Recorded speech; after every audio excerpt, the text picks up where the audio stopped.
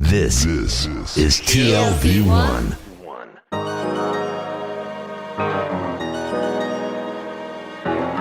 The Tel Aviv Review. Hello and welcome to the Tel Aviv Review.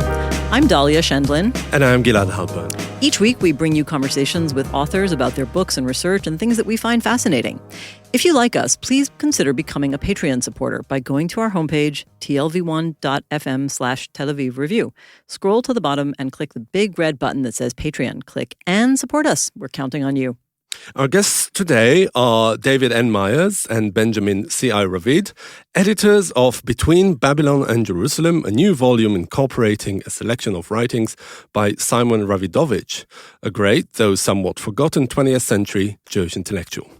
David N. Myers is professor of Jewish history at UCLA and the director of the Luskin Center for History and Policy there, as well as the president of the New Israel Fund.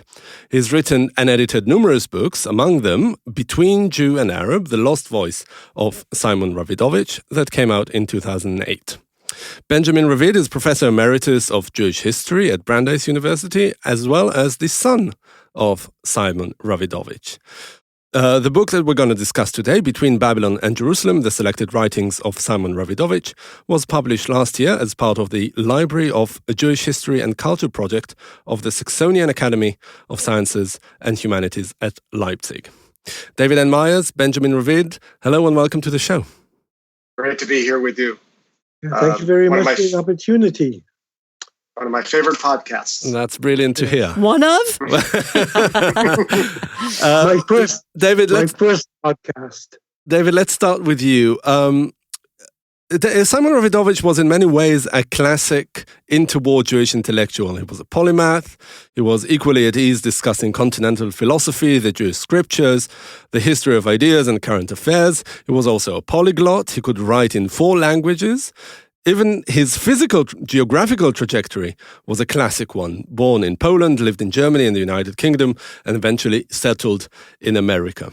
What is really the source of your renewed interest in him now? And in what way is he relevant in the third decade of the 21st century? We should also say he was relevant back in 2008 also when you wrote your book. So there are a few things that have attracted me to Ravidovich over the years. The first is what you mentioned, Gilad, that he covered so many different areas of study and sort of encountered so many different Jewish experiences over the course of his life. In a certain sense, he represented the Jewish 20th century, certainly the European and American Jewish 20th century. He is someone who communicated, corresponded with virtually every significant cultural and literary figure between, say, 1925 and his death in 1957, and he really, in that sense, just embodied sort of the burning Jewish questions of his day. He lived in what I often think of as the golden age of Jewish ideology, an era in which ideology was not an epithet, but in fact a term that captured that attempt to yoke serious thinking to action, and he really realized that in his distinctive, unique vision of Babylon and Jerusalem, of a dual-centered Jewish global universe. And I think it was really that first attracted me in my early years in graduate school to Ravidovich, that very distinctive yet intuitive vision of Babylon and Jerusalem. And over time, I sort of dipped further into that 900-page book and many other writings of his, and came to see him as exemplary of sort of the most interesting conversations taking place in the Jewish 20th century. Now, Benjamin, you have an altogether different kind of relationship with him. How did you approach putting together a book like this, sort of a compendium of his work? Well, in this case, I have to give the credit or the blame to David, who said that he had been invited to a volume in a certain series, and we took it from there. David made me an offer that I couldn't refuse, and therefore I am his co-editor. Is it strange to think about how to analyze the work of your father, or is that a natural kind of academic and personal pursuit for you? Well, I'll tell you, I would say both. my activities really began over 60, 70 years ago. My father had a couple of heart attacks previously, and he was in the hospital. He unfortunately passed away on a Saturday night. And Monday morning, in came a package of the last set of proofs for a few pages of Vavel Yerushalayim. So that sort of put me in business. And then he had a contract worked out with Schulsinger to publish a second edition of Kitbei Ranak. And then my mother, whom we really owe a debt of gratitude to for several reasons, she was contacted to put together a Yiddish volume of essays. And then I realized, why don't we collect the scattered essays? And that led to Iyunim Machashevet Yisrael. And so I got involved in it. I should just say that not only did Ben get involved in it, he edited this volume of Hebrew writings and then another wonderful volume of more ideological writings in English. But he is the custodian of the Ravidovich archive in the basement of his house. Right. So can you explain for our listeners the notion of Babylon and Jerusalem? That is really the leading notion of the book, and why it was so central to him and to you coming to edit his work. I'm particularly trying to understand in what ways it's different from other contemporary diasporic Zionist thinkers who looked up to both Zion and the diaspora. Well, I think that's an excellent question. I think we have to go back, as a historian, I have to go back to, first of all, let's start off, Achad Ha'am had the idea of center and circumference, okay? That you have the creative center in, let me use the term Eretz Yisrael to avoid things like State of Israel, which is ambiguous, or mandatory Palestine, etc. So Eretz Yisrael, according to Achad Ha'am, would be the cultural center that would radiate to the diaspora, which would absorb, be influenced by, imitate what was coming from the center. And that could be established with the image of, portrayed with the image of a center and a circle with a circumference. So that was catching on. My father objected to this. He came to realize that this was not a good idea because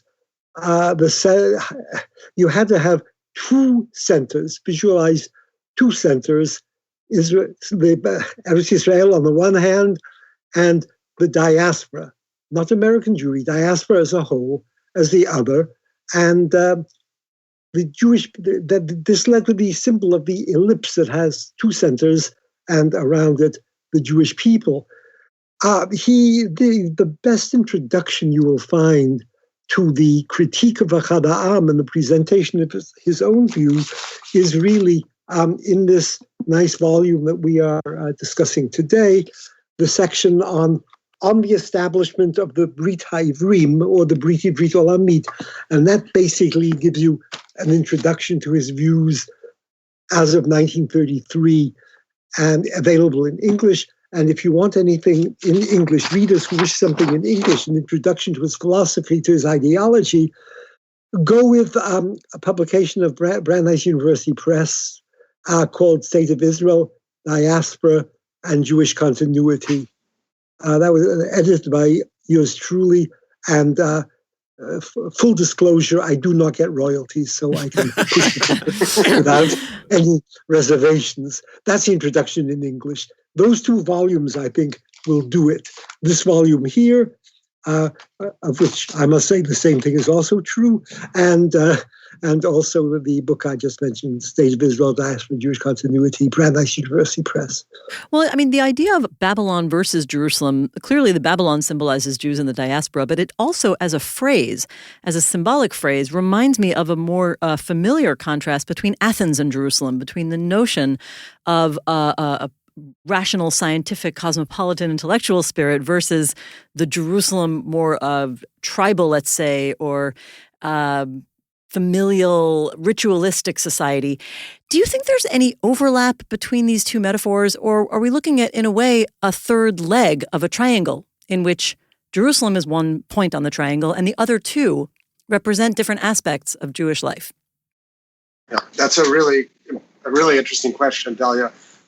Ravidovich is certainly aware of these kinds of binaries: Athens, Jerusalem, ancient, modern.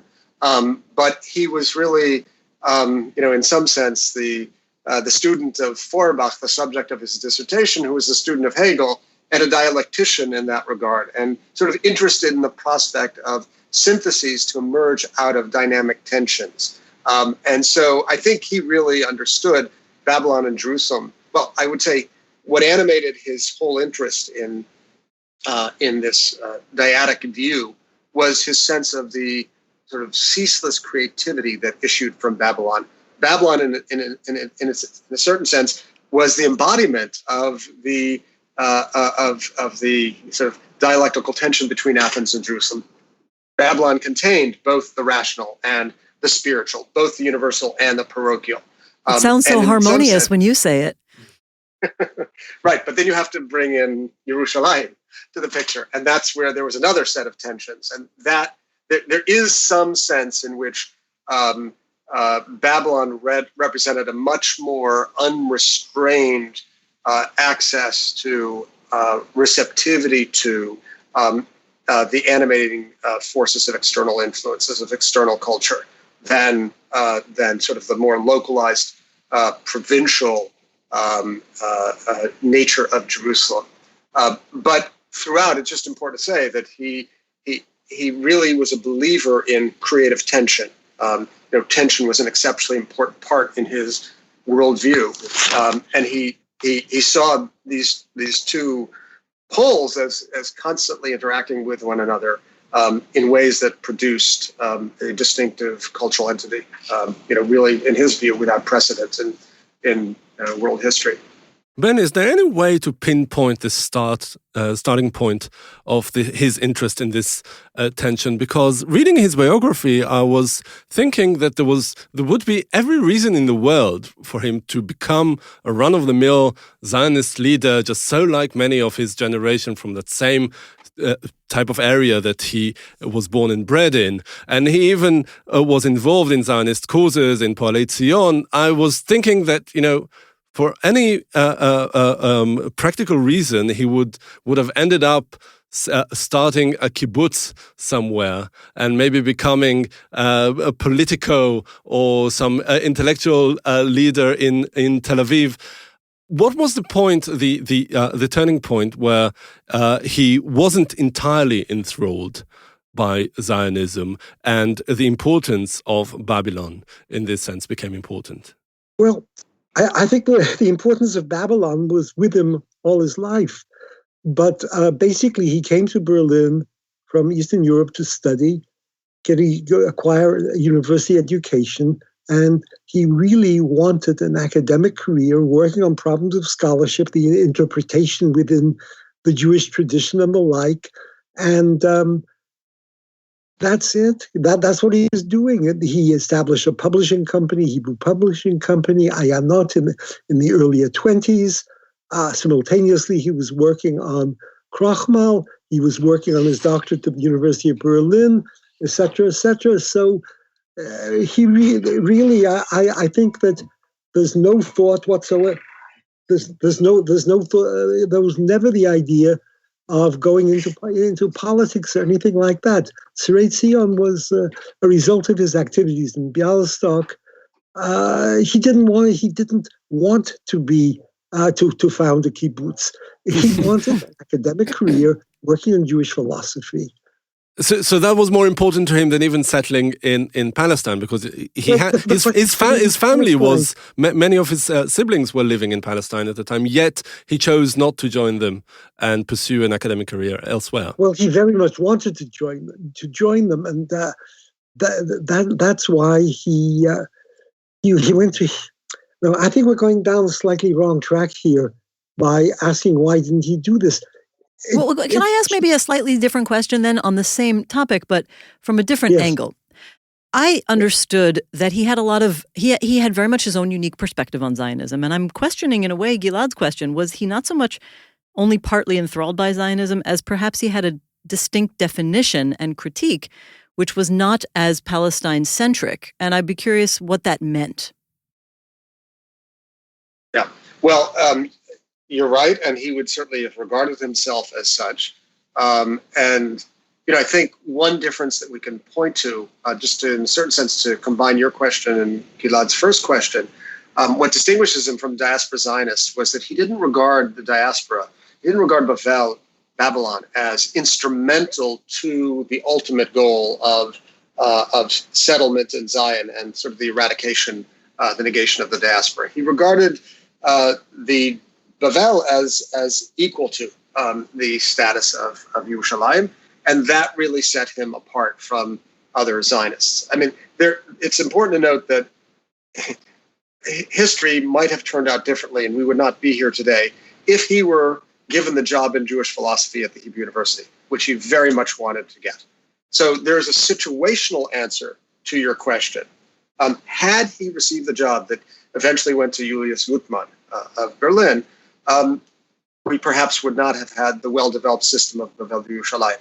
But I also think that in addition to the situational answer, there's a characterological answer, which is Ravidovich was a peripatetic Jew. He was a Jew of the diaspora. He was a Jew of the diaspora who understood the extraordinary power of Zion, but he was a Jew of the diaspora. He was a wanderer. He was peripatetic. He himself describes how it was difficult for him to settle in any one place.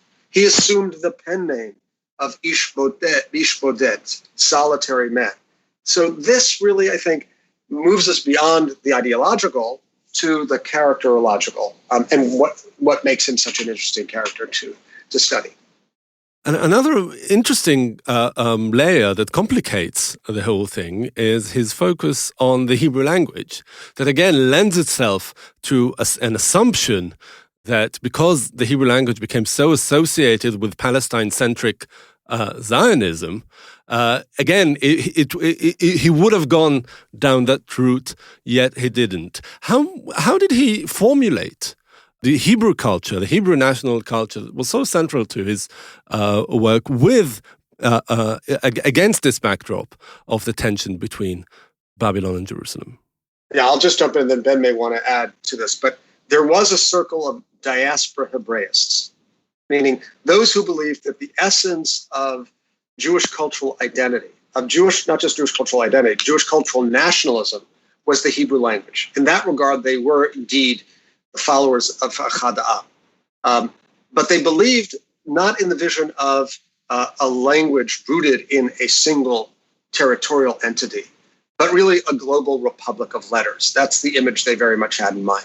And I think it's important to note that sort of overall vision rooted in what we need to understand, which is that Hebrew at the time that Ravidovich began to discover was had cachet for young Eastern European Jews. It was, in a certain sense, a source of rebellion against the established norm, the norm of Yiddish language communication, the norm of a certain version of Hebrew, that is to say, that which was consigned to ancient sacred texts. Ravidovich, discovered Bialik in the Beit Midrash in the same subversive way that so many others, tucking modern Hebrew literature in the tomes of their Talmud. So too, Ravidovich was introduced to the great heroes of modern Hebrew literature in its initial phases by a yeshiva bacher who practiced that very same act. So Hebrew was a language in a certain sense of cultural rebellion against his ambiance, while at the same time very much rooted in his own family tradition, because he also, as Ben will report, communicated with his father in Hebrew, and then developed it into this vision of the language of a republic of letters. But Ben, you may want to add a word about this. Well, first of all, I think this wandering element was not something inherent in him. And he would, if I may say so, it was necessity that drove him. He left Berlin in 1933, doesn't need any explanation, went to Eretz Israel to see if there were any possibilities, but he had already been offered a position in London at Jews College within a program for helping people scholars who had left Berlin. So from there he goes to London. London he really doesn't have a regular job. Leeds University, Montague Burton the tailor, was a real masculine. We have his correspondence. That was published elsewhere in a volume for your father, Dahlia. In a volume for your father, the letters were published. We may have to do a disclosure here at some point. And my father is a scholar of Hebrew literature, focusing on medieval Hebrew literature. His name is Raymond Shendlin. Yes, go on. Yes, so available from. So once the position is established for him in Leeds, he takes an academic position, which is what he always wanted. But he believed very strongly in Hebrew culture, the diaspora, and the like.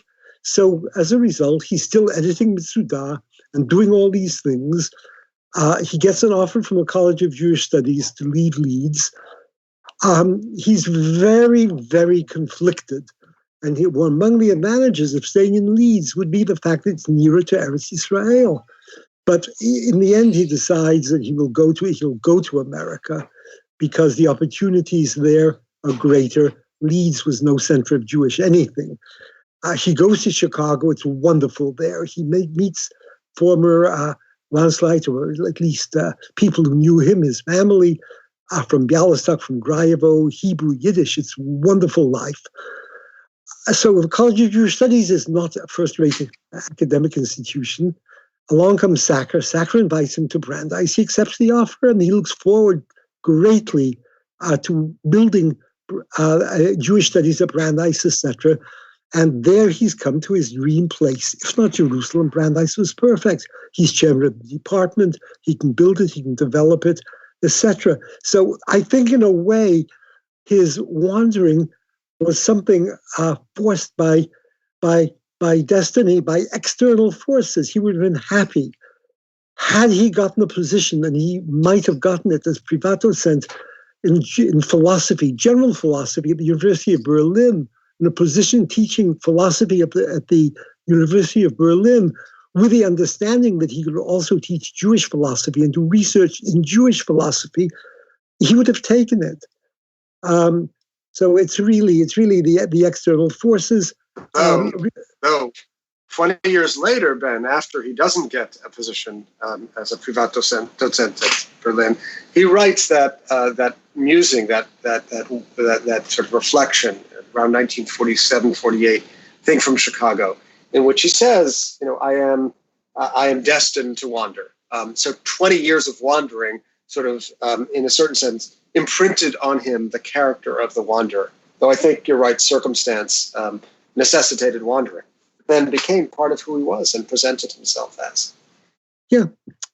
But I like the idea that there's this anchor in him, perhaps precisely because he, by circumstances or by choice, ended up being a wanderer. And one of those anchors clearly was the Hebrew language. This is a small question, as long as we were talking about my father, who spends his whole life thinking about the Hebrew language, as do I, in fact. I had a lot of questions while reading this book. What would Ravidovich have thought today of the state of the Hebrew language, specifically in Babylon, where he spent most of his life? I mean, there was one sentence you had about his trying so hard to reverse the ignorance, and that was in the late 1920s. Regarding diaspora knowledge of Hebrew, and I don't want to reveal any secrets, but I think my father might have some critique also of the level of Hebrew knowledge in the diaspora communities. Do you think that his project, what's happened with that project of keeping Hebrew alive as a unifying anchor of the diaspora and helping to weld it to the other half of the equation, Jerusalem?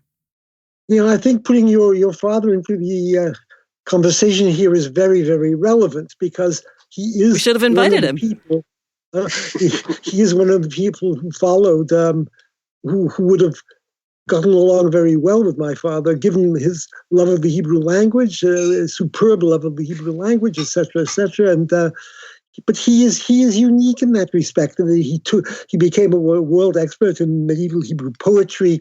And they both studied Yehuda Levi, of course. Sorry for interrupting, but you have an entire article piece about Yehuda Levi there.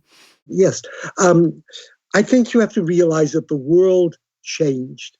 And I don't want to go too deeply into this, but there were two factors because of time, but there were two factors. Number one, already in the mid-20s or later 20s, there was a tendency for many of the intellectuals, Hebraists, whatever you want to call it, to move to Eretz Yisrael. And this meant that Hebrew publishing in Berlin was decreasing. Ravidovich was really into the Hebrew publishing company. In addition to founding Ayanot, he worked for Stiebel. He was one of the co-editors along with Chernyakhovsky and, I'm having a senior moment, editing Hatkufa. Stiebel leaves for Tel Aviv. Things are really not so great in Berlin. You have to turn to Eastern Europe. Brit Olamit, the archives are here in the basement. The Brit in 1931 has mainly delegates from the Tarbut schools in Eastern Europe, etc.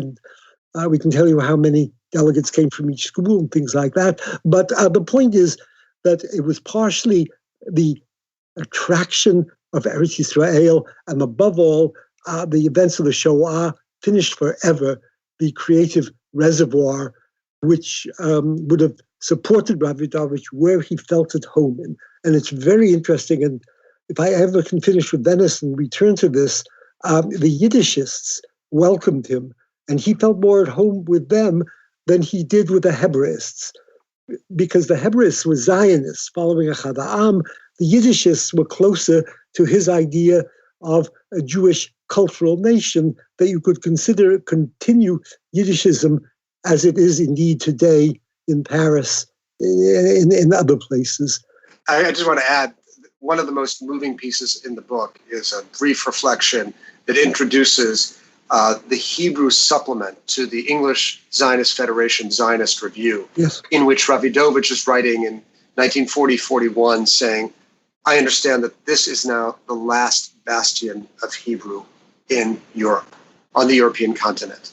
And there's this real sense of poignancy that really sort of begins an arc that culminates, in a certain sense, Dalia, in your question, whereby that vision of a diaspora Hebraism sort of recedes into the sunset. So that story begins really in that very powerful piece of Ravidovich in 1940-41. And I may add two biographical facts that I guess only I today would know. Number one, he had thought of writing a work in the English, Letters to the Jewish Youth, in which he would have presented his ideas, etc., in English. And secondly, he's writing his letters in the 50s. He's writing that Lemi ani amel. What am I doing? I have to raise the money to publish in Hebrew. I have so few followers. Who am I writing for? I think what I'll do is I'll finish up this and devote myself entirely to my unfinished academic projects. Sure, it's Hebrew. So I won't outline what he had ready, prepared outlines of things on Maimonides, concordance and introduction to Mishnah Torah, endless other projects that he had underway. They're listed somewhere, and you can see it there. So really, I think that his dream, his going back, I think very poignant is what appeared in Polin, the volume, the journal Polin, not the annual, edited by my former colleague Polanski. Many of the volumes were edited by him, and he found it, etc., etc. And there, in that article, in that collection of letters that I found, those passages reveal his attachment to the past. And there are a few lines in there when he says, he's writing from probably London, I don't remember, give me a Beit HaMidrash of the days of my youth. Let me go back there. Let me study a Blat Gemara. There's a certain nostalgia for this world, but it's gone, and he realizes it. Another essay that stands out in the collection is Bein Ever LeArav, an essay that was originally written in Hebrew, right? In which he engages with the Arab question, the Arab-Palestinian question, already in the 1950s, which was remarkable in so many ways. First of all, someone engaging with the Arab-Palestinian questions in the 50s, too cool, but also a diasporic Jewish intellectual engaging with something that seemed at the time like a really marginal geopolitical question. What really can you tell us about it? What motivated him to engage with this question in the first place? Also, I would just add, being that it seems so, even in our discussion, it's quite a break from all the other topics we've been talking about. Was it unusual in his own thought? Very unusual. Very, very unusual.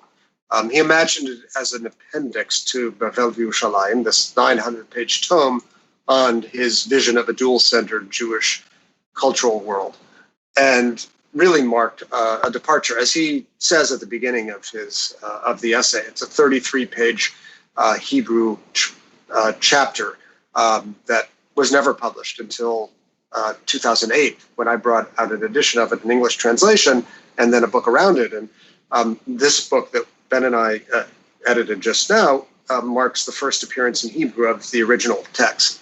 For all of his career, Rabidovich was engaged in the Jewish question, the question of how to sustain a viable Jewish cultural national presence, both in the homeland but also in the diaspora, and thus how to survive as a national minority under the control of a majority sovereign.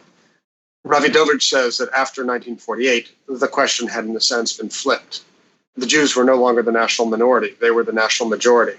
And the complex network of relations between majority and minority had also been flipped. And now it was the responsibility of the Jewish majority to treat the Arab minority in the ways that Rabidovich would have wanted Jews to have been treated as a national minority, with full recognition of their rights, with equality and liberty and access to state institutions, which in most instances was not the case. So he saw this as a real test of both the political wisdom and the moral virtue of the statist project of Zionism. And the early evidence that he saw immediately after Tashach, after 1948 and into the 1950s, the evidence that he saw early on was very disappointing to him. He focused on some of the first laws of the Knesset, the Chok HaEzrachut, the nationality law, as well as a number of laws dealing with claims to absentee property. And he regarded them, without any trace of hesitation, as discriminatory against the Arab minority within the state of Israel, and called attention to that in his with his summoning up the full force of his prophetic voice. But what really added extraordinary pungency to this 33-page text was his call for the repatriation of Arab refugees who had fled or been expelled from the land in the 1948 war. He imagined that indeed as part of an ultimate political settlement.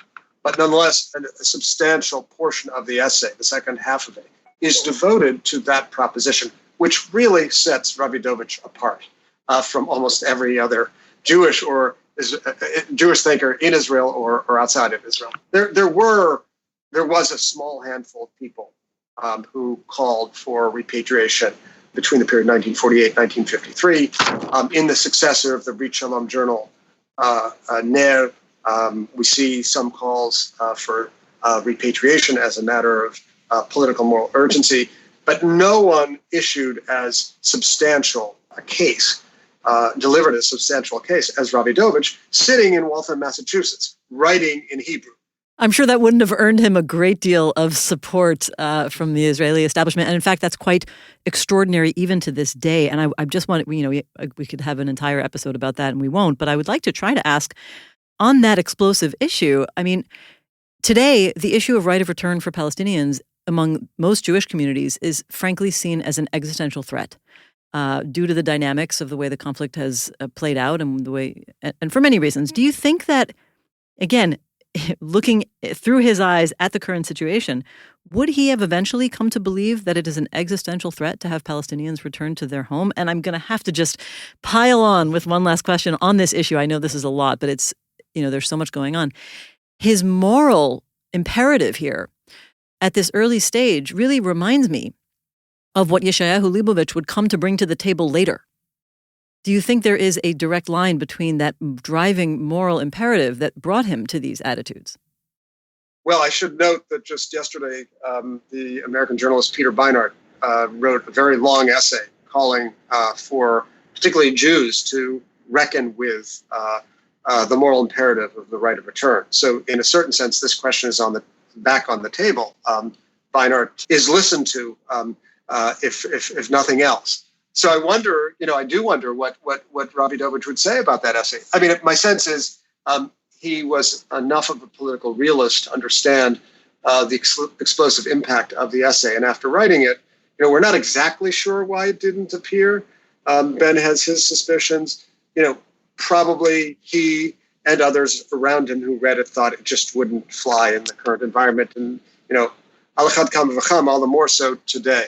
But, I think it is important to remember that in encountering questions like this, we should not reduce them to pat political formulae alone.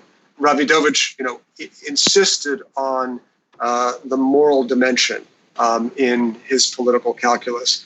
And I think there are a few thinkers whom we can point to who shared that view, amongst whom was Leibovich, who insisted there was no such thing as a Jewish morality. In that regard, he would differ from Ravidovich. He insisted there was morality, right?